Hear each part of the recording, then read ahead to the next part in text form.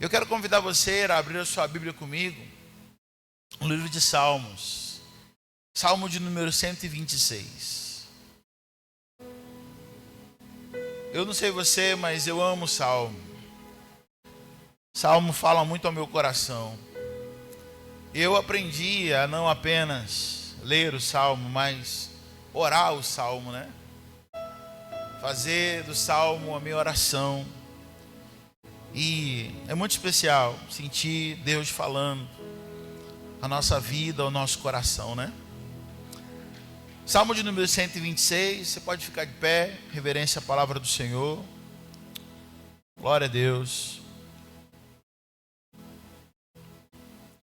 A palavra de Deus nos diz assim: quando o Senhor trouxe do cativeiro os que voltaram de Sião, estávamos como os que sonham. Então, a nossa boca se encheu de riso, a nossa língua de cânticos. Então se dizia entre as nações: grandes coisas fez o Senhor por eles. Grandes coisas fez o Senhor por nós, e por isso nós estamos alegres. Faze-nos regressar outra vez do cativeiro, Senhor, como as correntes do sul. Os que semeiam em lágrimas cegarão com alegria. Aquele que leva a preciosa semente andando e chorando, voltará sem dúvida com alegria, trazendo consigo os seus molhos. Você pode dizer o verso 3 comigo, ler o verso 3 comigo, amém? Grandes coisas fez o Senhor por nós, e por isso estamos alegres. Mais uma vez, grandes coisas fez o Senhor por nós, e por isso estamos alegres. Amém, irmãos? Senhor, como já foi orado, me coloco nessa manhã em tuas mãos. Mas coloco também o coração do teu filho, da tua filha, para que o Senhor venha ministrar, Pai. Deus, que o nosso coração seja como uma terra tão fértil, a ponto de absorver essa palavra como uma semente e trazer frutos para a nossa vida, para o nosso andar, para o nosso pensar, para o nosso espírito nessa manhã, em nome de Jesus. Tens liberdade para ministrar, em nome de Jesus, amém e amém. Pode tomar o seu lugar, o seu assento. Eu queria nessa manhã pensar com você a respeito desse salmo. Salmo 126, ele fala sobre um momento, né? Os salmos sempre é um retrato de um momento.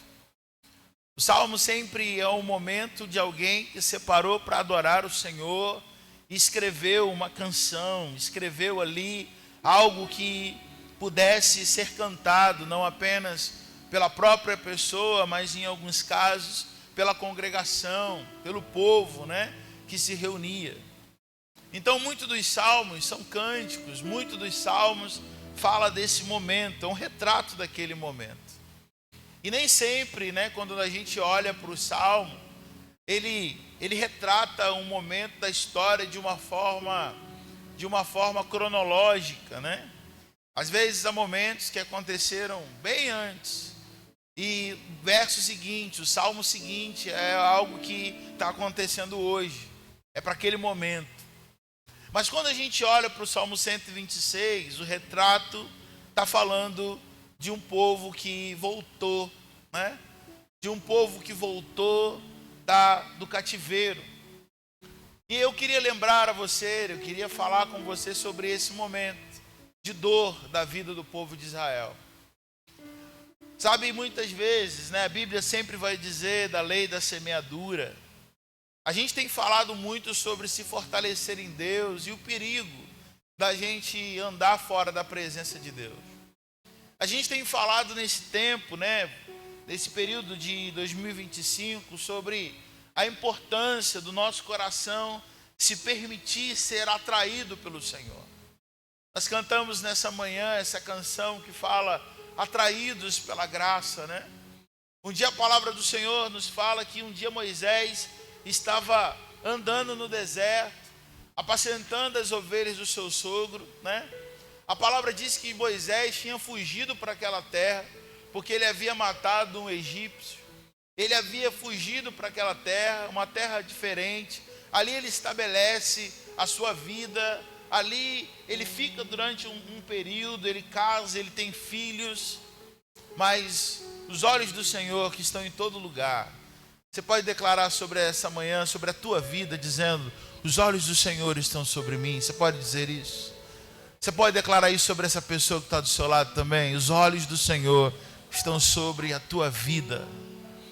Porque pode pensar, a gente pode pensar, Moisés certamente pensou: aqui eu estou seguro, né? Aqui eu estou escondido, não tem ninguém que me ache, não tem ninguém que me encontre, né? E o Senhor, o Deus que resgata, o Deus que foi em tantos lugares, né, para resgatar alguém, também foi sobre aquele deserto. E quando Moisés está passando, algo chama a atenção de Moisés, ou seja, Moisés é atraído. Moisés é atraído por um arbusto, por uma árvore pequena que está pegando fogo, mas o que há interessante naquilo é que pega fogo, mas não se consome. Pega fogo, mas não se gasta. E Moisés acha aquilo tão interessante, tão sobrenatural, porque as coisas de Deus são sobrenaturais. E quando Moisés chega ali, tem uma voz, e essa voz diz: tira a sandália dos teus pés, porque o lugar onde você está é terra santa. E Moisés imediatamente tira a sandália, se aproxima daquele lugar. Sabe, eu creio num Deus que nos atrai. Eu creio num Deus que nos convida. Eu creio num Deus que faz de tudo para chamar a nossa atenção. Às vezes, nem sempre da forma que a gente gostaria, sabia? Às vezes Deus te chama a atenção através de uma tempestade. Às vezes Deus vai te chamar a atenção através de uma bênção.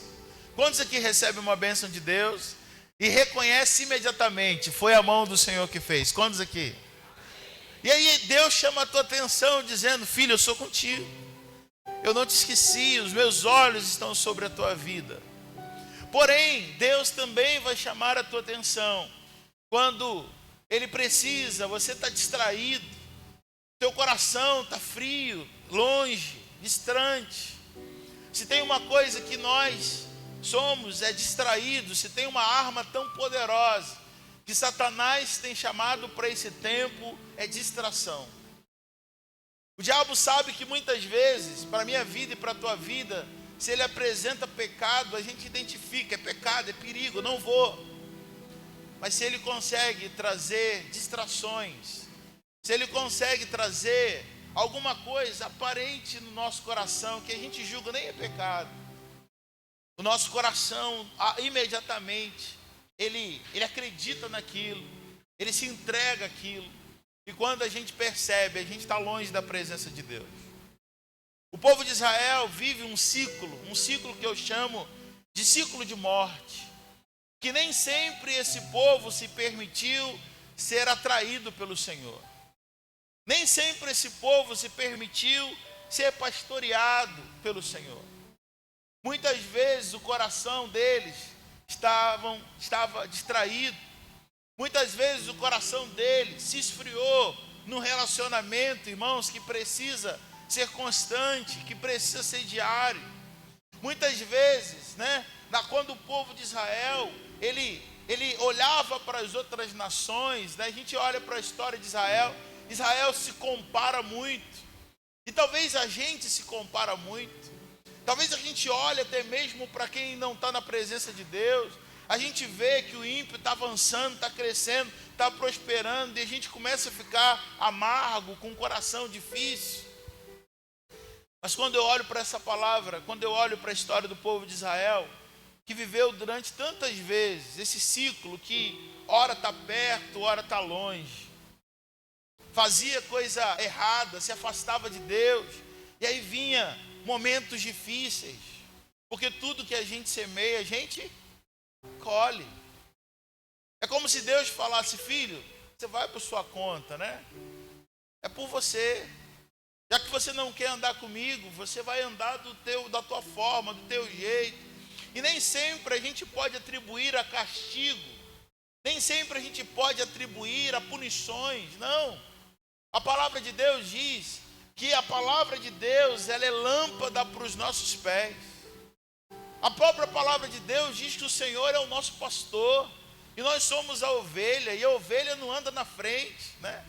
A ovelha ouve a voz do seu pastor e segue aquilo que o seu pastor está dizendo. Israel, por tantas e tantas vezes, atropelou o pastor. Tantas e tantas vezes não seguiu a orientação do seu líder, do seu pastor, do seu senhor. Quis viver de forma própria, de forma independente. Emprestou o seu coração a outros deuses. Mergulhou em algumas situações que desagradou tanto o coração de Deus. E vinha momentos muito difíceis. Israel ficava vulnerável. É como se os muros, né, tivessem caídos. E muita gente não percebe que quando nós decidimos andar na nossa vida por conta própria, nós estamos à deriva, né? Pode parecer que temos segurança, pode parecer que temos escolha, mas a palavra de Deus diz que há caminho que para o homem parece perfeito, mas o final deles são de morte, né? Talvez para algumas pessoas caminhar longe de Deus, estar longe da presença, faz sentido. Esses dias mesmo eu estava conversando com a Priscila de um homem que já foi bênção, hoje está longe da presença de Deus, falando tanta asneira, tanta besteira na internet. E a gente olha e fala assim, meu Deus, o que aconteceu? Como uma pessoa dessa se perdeu, né, da presença do Senhor. Mas a palavra de Deus também vai nos aconselhar. Aquele que está de pé, cuidado, para que não caia. Cuidado, para que não caia. Israel vive esse ciclo de morte e vem momentos muito difíceis sobre eles. Nações invadem, sabe? O rei é morto, são mortos. Situações muito difíceis acontecem. A cidade, algumas vezes, foi destruída. E o povo se vê numa condição de voltar para a presença de Deus. O povo se aproxima novamente de Deus. E sabe o que eu acho maravilhoso nesse relacionamento com o Senhor? É porque é um relacionamento de pai, de filho. Quanto é pai? Quantos aqui são pai e mãe? Quantos aqui são pai e mãe? Você está ali com seu filho e você diz, olha, não passe por ali, não coloque a mão na tomada, não faça isso, não faça essa escolha. Não se junte a esse amigo, não faça aliança com essa pessoa. Você é mãe, você é pai. E você olha para o seu filho e tantas vezes o seu filho não te ouve, o seu filho vai, quebra a cara, volta chorando. O que você faz? Você fala, você ri? Você ri? Você fala, eu te avisei, com um cara com ar de deboche? Sim ou não? Sim, sim não, irmão. Você o acolhe, né? Todo quebrado. Igual o filho pródigo. Que voltou quebrado, sujo, descalço. E aí o pai está lá de braços abertos. Ô irmãos, esse é o caráter do nosso Deus. A graça de Deus é algo tão poderoso que ela é inexplicável na nossa vida. A graça de Deus é algo tão maravilhoso porque para nossa lógica não faz sentido. A gente olha e vai dizer, mas essa pessoa fez isso, fez aquilo. Aceitou Jesus agora, está na igreja. Aceitou Jesus agora é crente. Oh, a graça de Deus é algo que alcança. Servimos um Deus que restaura todas as coisas. Com a quinta-feira escutamos uma palavra poderosa do irmão João aqui, falando sobre um Deus que restaura o vaso quebrado, sobre um Deus que a gente precisa estar na olaria de Deus. Quem esteve aqui quinta-feira? Que bênção! Você foi abençoado quinta-feira, irmão? Eu saí daqui muito abençoado. Porque pelo momento que a gente olha e a gente fala assim, meu Deus, eu quebrei, mas quando se quebra, na palavra de Jeremias, de Deus para o povo de Israel, está dizendo: o mal que eu pensava sobre você, eu não faço, sabe? Aquilo que eu tinha pensado em fazer, eu não faço, porque o meu caráter é de bondade, o meu caráter é de fidelidade. Talvez a gente olhe para a nossa vida e fala: meu Deus, parece que Deus não me vê, parece que Deus não me olha, por que está acontecendo tal coisa na minha vida? Eu e você temos que estar nesse lugar, na olaria de Deus, nesse momento de permitir ser pastoreado por Deus, coisas que Israel muitas vezes abriu a mão. E ali naquele momento de arrependimento, que o povo regressava, né? Deus estabelecia, restaurava todas as coisas. Deus fazia tudo novo outra vez. Deus restaurava a cidade, Deus restaurava o coração, o ânimo.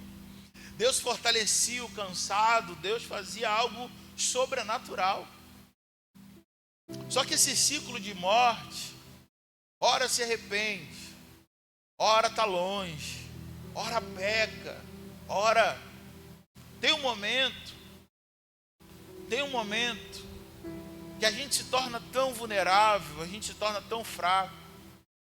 Esse processo de vai e vem, esse processo de entrega o coração e toma de novo. Está perto, está longe, está frio, está quente. Chega um momento que a gente se torna tão vulnerável. A história diz que agora não é mais uma naçãozinha que vai invadir Israel. Agora não é mais um rei de pequeno porte que vai trazer uma destruição em parte para Israel. Agora, o grande exército da Babilônia invadiu Israel e acabou com Israel. O grande exército da Babilônia entrou em Israel, tantas pessoas foram mortas, tantas crianças, tantas mulheres foram levadas, tantas pessoas foram levadas como escravos. A Babilônia tinha uma estratégia de quando ela invadia um lugar, ela devastava tudo. Ela matava os seus reis, ela terminava tudo para que aquela nação não pudesse se levantar outra vez. Olhe para mim, irmãos. Às vezes Satanás ele faz isso. Às vezes Satanás ele faz isso de uma forma a entrar na vida de alguém e devastar, acabar, a ponto dele dizer: agora é o fim, agora acabou. Mas mais uma vez eu vou dizer: servimos um Deus que é poderoso para restaurar todas as coisas em nossa vida. Servimos um Deus que é poderoso para fazer infinitamente mais. Jesus foi morto, crucificado, e o inferno está em festa, né? Conseguimos, vencemos, acabou. O plano de Deus se perdeu, o plano de Deus já era.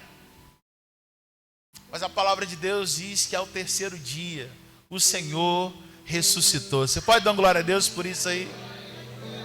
A palavra de Deus diz que ao terceiro dia ele ressuscitou.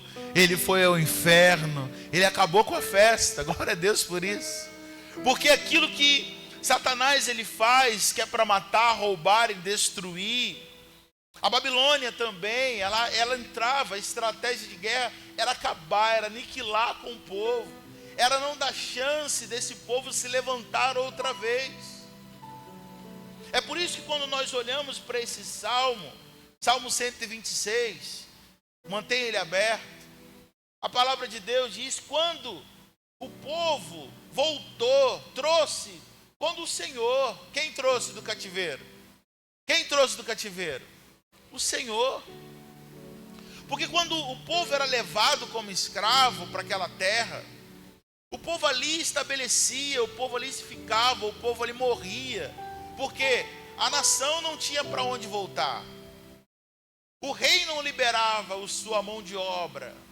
O rei não liberava aquilo que pessoas livres que se tornaram agora seus escravos.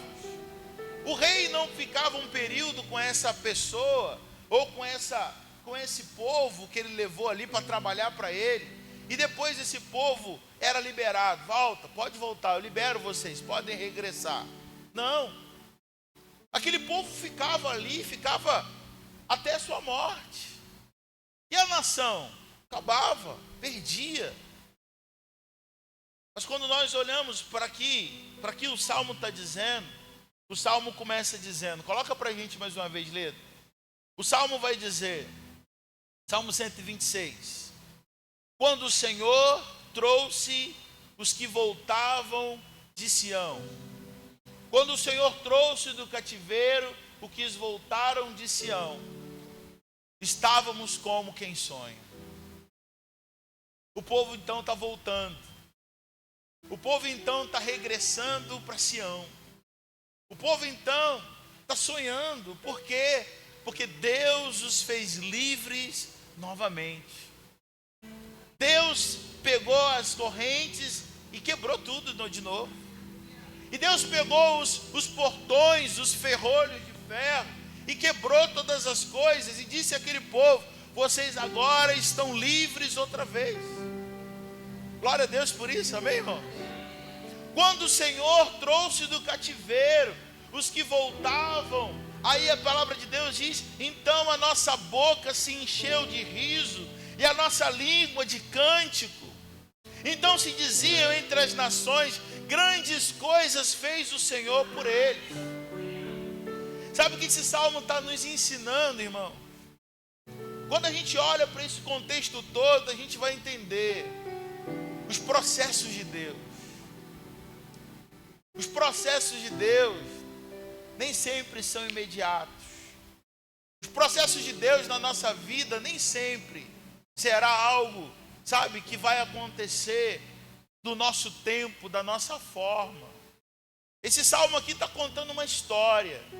Esse salmo aqui tem coisas ainda que Deus vai fazer. Porque quando eles chegam em Sião, quando eles chegam em Jerusalém, está tudo quebrado. Vai precisar de muito trabalho. Vai precisar deles semear muita coisa. É o que ele mesmo diz. Está tudo arrebentado. Ou seja, Deus vai fazendo a restauração, muitas vezes em processo. Algumas restaurações na palavra de Deus são instantâneas, outras não. Outros levam tempo. Outros Deus permite de uma forma tão didática que a gente aprenda alguns processos dele. E a palavra de Deus está nos dizendo: a nossa boca se encheu de riso. Ou seja, esse povo está voltando para uma terra devastada, quebrada, mas eles estão como quem sonha. Eles estão cantando. Nossa boca se encheu de riso, a nossa boca se encheu de cântico. Eles estão adorando ao Senhor. Sabe o que o Senhor ministra no meu coração? Que tantas e tantas vezes, quando nós olhamos para algumas realidades que ainda estão quebradas, que ainda estão desfavoráveis a nós, o que o Senhor nos ensina a fazer: celebre ao Senhor em todo tempo. Adore ao Senhor em toda circunstância. Sabe, bendiga ao Senhor em todo tempo. Por quê? Porque eles não estão adorando pelo que eles estão vendo no momento. Eles estão adorando e celebrando pelo que Deus fez. Eles foram libertos, estão voltando para Sião, e o coração deles estão cheios de alegria na presença de Deus. Sabe, irmãos, às vezes a gente troca a celebração pela murmuração. Às vezes a gente troca a celebração pela murmuração. Muitas vezes, ao invés da gente celebrar, a gente murmura. Da gente louvar, a gente prefere murmurar, reclamar. E a palavra de Deus diz que Deus não se alegra disso. O que esse povo nesse salmo está nos ensinando, dizendo: não está do jeito que a gente quer ainda, porém, vamos louvar o Senhor. Vamos adorar o Senhor. Vamos sonhar. Vamos sonhar, porque Ele está dizendo: nós voltamos como quem está sonhando. Uau, isso é impossível. A gente está de volta na nossa terra. Isso é maravilhoso. Olha desse Deus que nós servimos. As nações ao redor estão tudo comentando, dizendo: olha como Deus é bom com esse povo. grandes coisas fez o Senhor por eles, por isso eles estão alegres. Sabe, irmãos, que o mundo olhe para a nossa vida e reconheça a nossa alegria, porque a alegria do Senhor é a nossa força. Que o mundo, ao olhar para a gente, possa perceber: está faltando isso, está faltando aquilo, mas por que ele está adorando? Por que ela está bendizendo? Por que ele não parou de ir na igreja? Por que ela continua adorando? Irmãos, porque nós não adoramos pelo que vemos, nós adoramos pelo que nós sabemos quem Deus é na nossa vida. Não, nós nos adoramos se temos dinheiro no bolso ou não, se temos saúde ou não. Nós adoramos pelo que Ele é, não pelo que Ele faz, mas pelo que Ele é. Aleluia. Nós regressamos. Sabe, irmãos, Deus não nos deve nada mais. Deus não te deve nada mais. Ora para aquela cruz é um lembrete para mim e para você. Deus não me deve. Eu só vou adorar se Deus abrir a porta. Eu só vou adorar se Deus fizer. Eu só vou adorar se esse milagre acontecer. Eu só vou, não. Assim como esse salmo nos ensina, eu vou adorar pelo que Ele era, eu vou adorar pelo que Ele já fez. Um dia nós estávamos no Egito. Um dia a palavra de Deus diz em Isaías: estávamos mortos em nossos delitos e pecados. Um dia nós estávamos afundados num charco de lodo. Mas um dia também a poderosa mão do Senhor nos ergueu, tirou a gente do charco de lodo e colocou os nossos pés sobre a rocha firme. Jesus é essa rocha. Estávamos mortos, Ele nos ressuscitou. A gente tem muito mais do que a gente merece. A gente tem muito mais do que a gente pode pensar, imaginar. Deus não me deve nada, Deus não te deve nada. Eu e você precisamos trocar a murmuração pela celebração. Que os nossos cultos sejam de celebração, amém, irmão? Que os nossos cultos tenha música mesmo, alegre, que faça a gente cantar, pular como a gente fez hoje. Que o nosso ambiente seja um ambiente de festa. Que as pessoas, ao entrarem, se perguntem: o que esse povo está festejando? Deve estar todo mundo com muito dinheiro no bolso? Não. É porque nós amamos o Senhor e Ele é tudo para nós. Nós celebramos porque o Senhor está na casa, no ambiente. Nós celebramos porque, assim como um dia Jesus chegou num casamento e esse casamento faltou algo, mas a festa continuou porque Jesus estava no ambiente, amém, irmãos? Nós servimos e com alegria nós recepcionamos ao Senhor, porque nós sabemos que no meio da festa Deus, Ele abençoa, Ele cura, Ele multiplica o vinho, Ele faz com que a alegria seja permanente em nosso meio. Eu e você precisamos trocar a murmuração. Talvez aquele povo poderia voltar cabisbaixo, triste, voltar de Sião. Talvez aquele povo poderia voltar reclamando, murmurando, como tantas vezes. Mas sabe o que eles estão fazendo? A escolha que eles estão fazendo?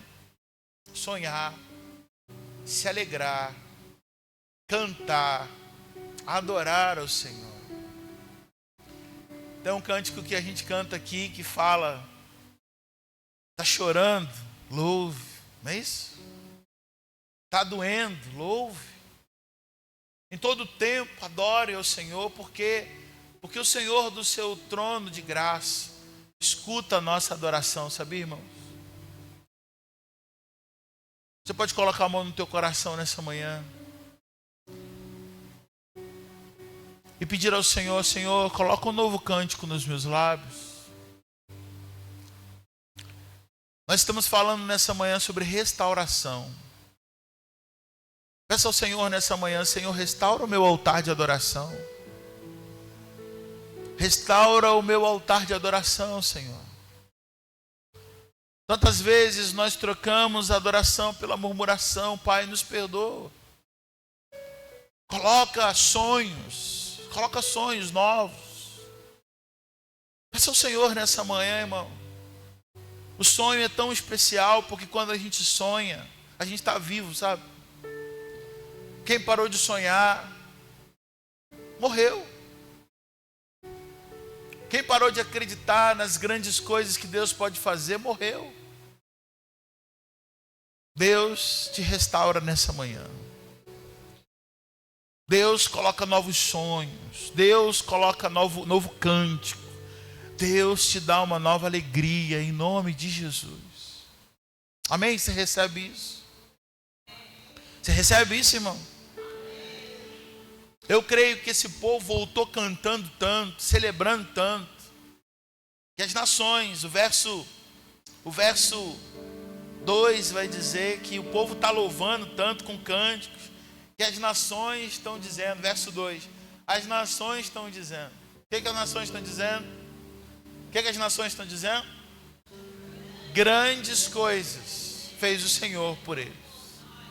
Por isso, estamos alegres. O Senhor é o motivo da nossa alegria, amém, irmão? Nós cantamos isso aqui, o Senhor é o motivo da nossa alegria.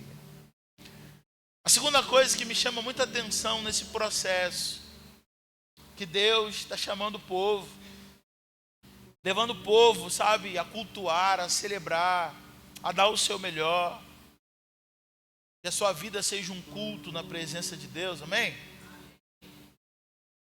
O que me chama a atenção nesse processo de restauração do Salmo 126 é o verso 4.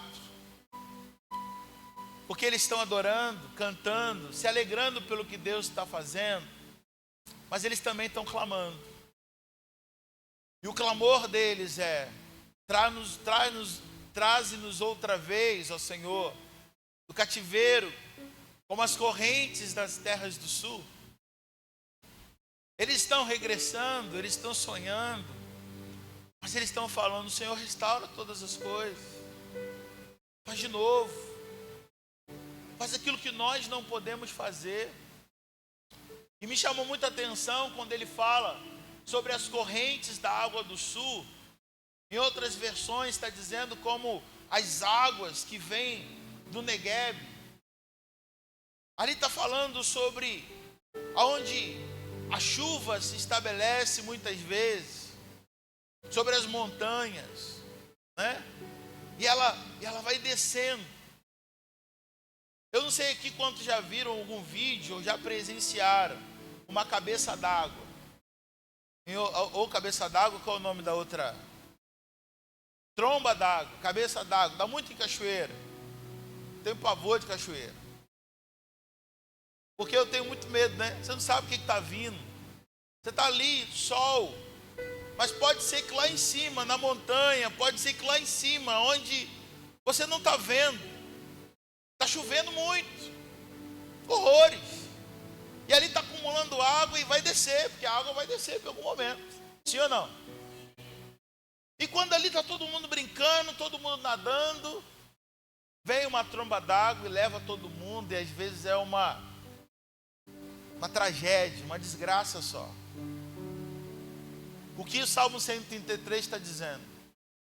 O clamor do povo é: Senhor, faz algo repentinamente, como as correntes das águas do sul em nossa vida.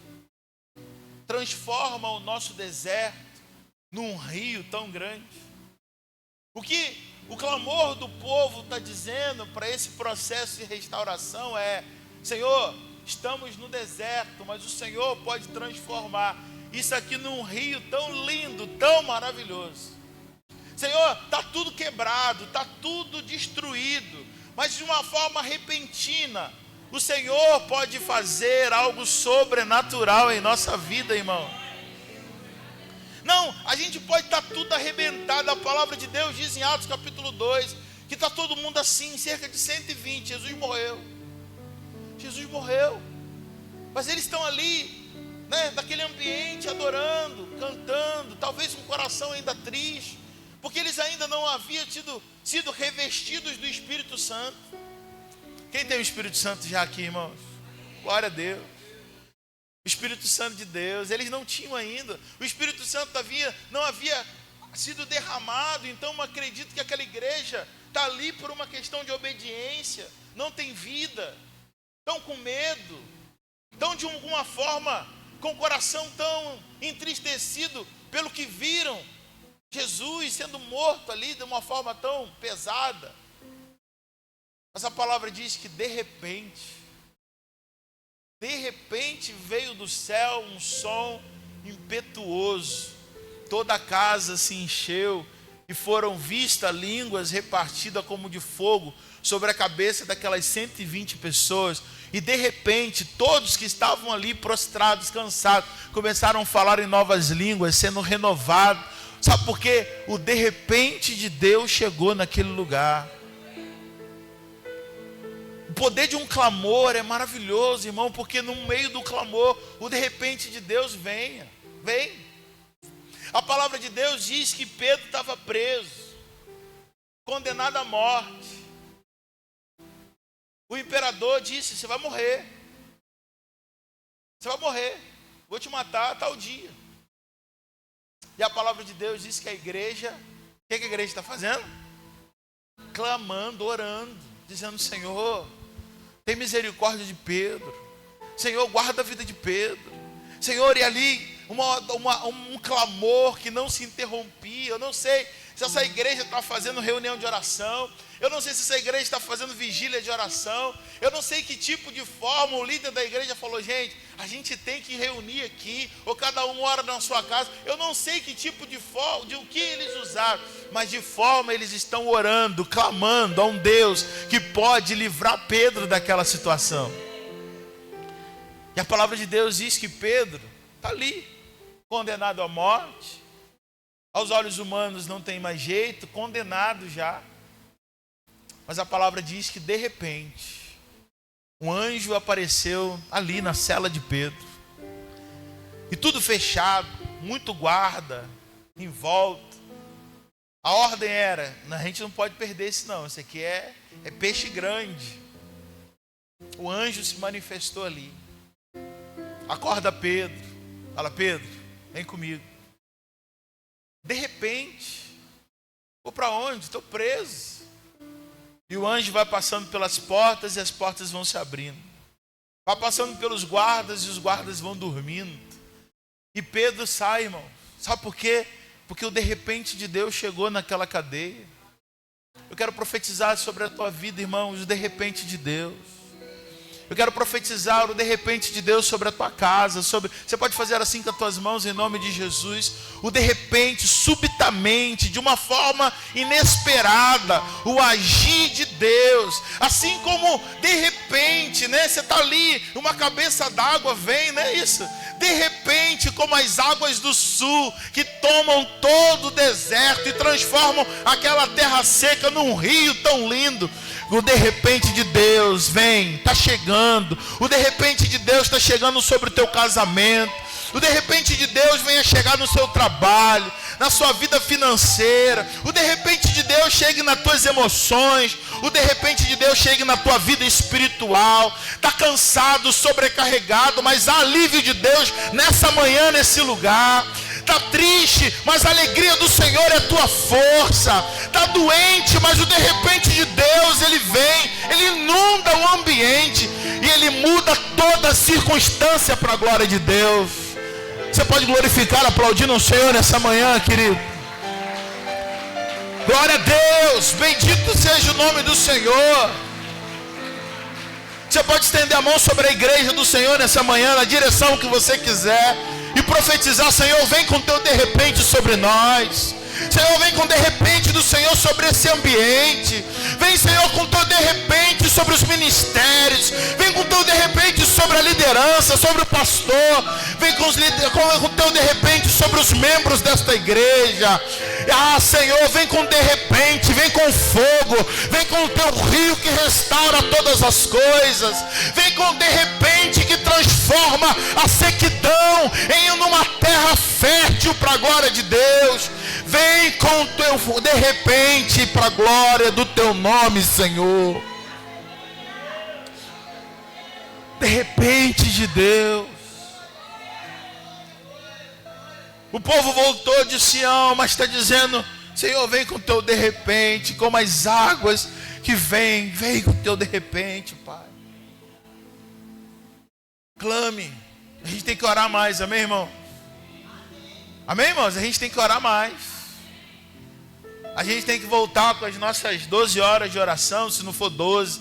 A gente vê aí, a gente tem que estabelecer uma sala de oração. A gente tem que voltar. Voltamos agora com a consagração nas quartas-feiras de manhã, a partir das 8 horas. Terça, a partir das 8, né? 8 horas.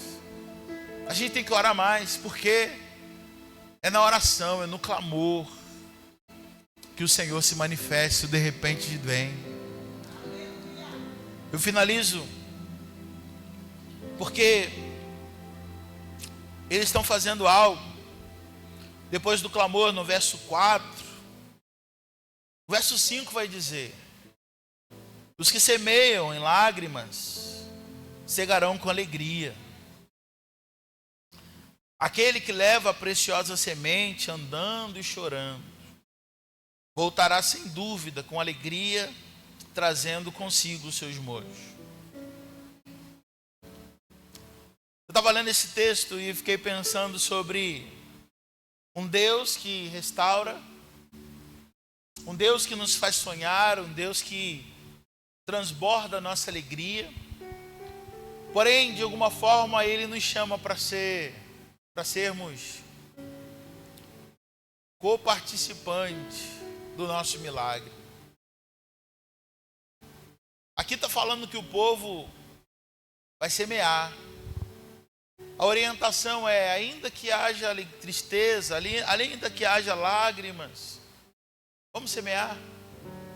Ainda que o cenário não seja favorável, a terra precisa ser trabalhada. O povo de Israel vive de agricultura. Está tudo destruído, tudo queimado. A Babilônia queimava tudo. Ou seja, a terra agora precisa ser trabalhada, arada.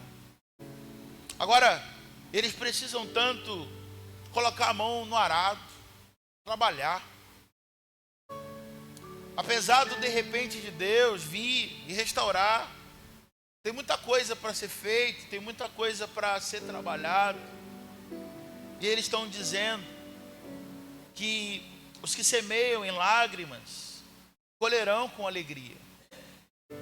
A orientação para esse povo que está regressando do cativeiro é: vamos semear, vamos trabalhar, gente. Vamos colocar a mão no arado, porque Deus certamente está do nosso lado. E quando eu olho para esse texto, eu fico pensando que semear nem sempre é fácil. Você já semeou na vida de alguém? Em lágrimas? Quantos aqui já semearam em lágrimas na vida de alguém? Nem sempre é fácil semear na vida de alguém, nem sempre é fácil. Porque a semeadura, o ser humano, ele é imediatista. O ser humano quer ter o controle de tudo. Só que a prática da semeadura, ela não depende de nós. A prática da semeadura depende de nós. Mas o que vai dar, se vai nascer ou não depende da gente. E como essa incerteza, muitas vezes, a gente prefere não semear. A gente prefere, muitas vezes, eu tive um pastor que ele diz assim, que a nossa mentalidade de escassez, às vezes, está tão grande, que ao invés da gente semear a semente, a gente come a semente. Ao invés da gente semear, a gente guarda a semente. Mas de que vale semente dentro da gaveta?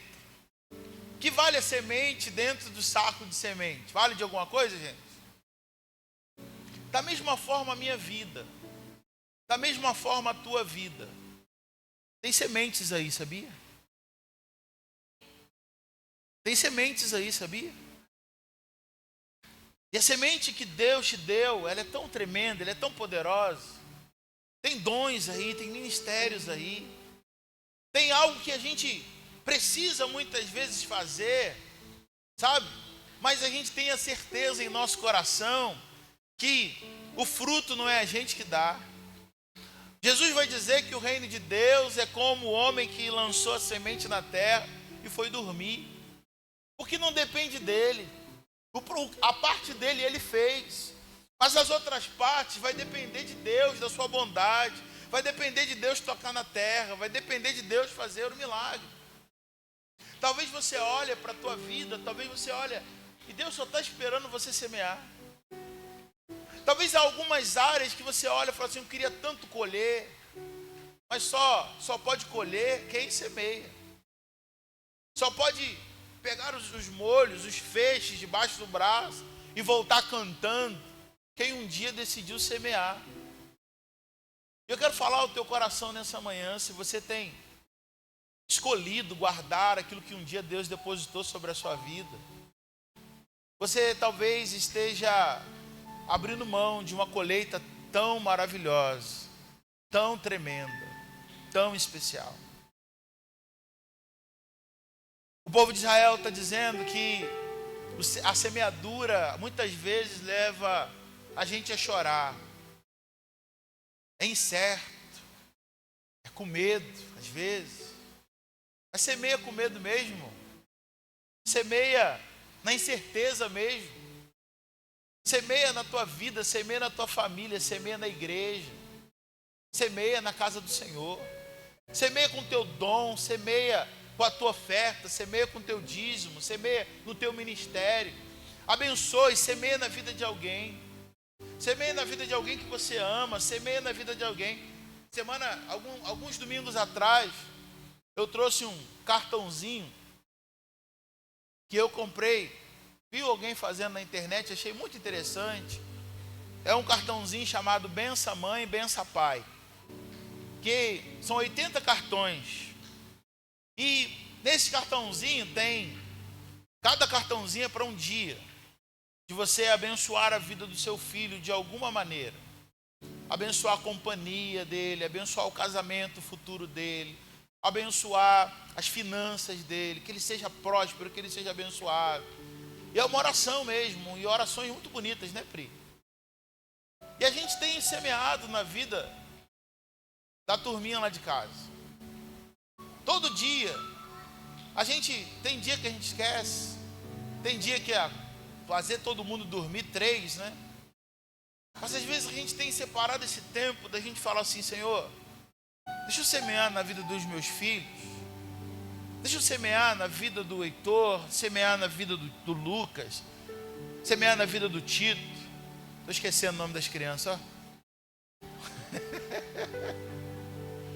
Deixa eu semear na vida dele, deixa eu abençoar ele, deixa eu abençoar. E aí a gente vai abençoando e semeando. E eu creio, irmão, eu creio que num futuro muito breve, a gente vai colher frutos maravilhosos na vida dessas crianças. Semear na família, semear no casamento, né? Pegar a esposa para dar uma volta. Amém, varões? Amém, varões? Você não gosta não, né? Levar a esposa para o cinema, um restaurante, sei lá o que ela gosta de fazer. Semear. Cuidar da casa de Deus. Às vezes quando a gente olha, o nosso olhar é muito crítico, a gente só consegue olhar o que está faltando. Mas será que eu tenho me colocado nesse lugar de semeadura na casa do Senhor? Será que eu tenho falado, Senhor, eis-me aqui para fazer a tua obra, a tua vontade? Porque eu quero semear, irmão, só colhe quem semeia. Isso para todas as áreas da nossa vida. Se eu quero lá na frente, você jovem, adolescente, quer lá na frente ter um futuro abençoado, próspero, hoje, você tem que semear, estudando, se capacitando, pagando preço, não é isso? Para cada área da nossa vida é isso, irmão. No mundo espiritual não é diferente. Eu só colho aquilo que eu planto. Eu só consigo colher aquilo que eu planto. Tá fácil, Rebeca, semear na arquitetura, lá na arquitetura, né? Tá fácil? Tá, cada semestre é com choro, né, varô? Hã? Choro de verdade, não é isso? Mas Deus vai abençoar demais seu futuro. Porque você está semeando não como o ímpio semeia. Você está semeando dependente do Senhor, da graça de Deus, da bondade do Eterno sobre a tua vida.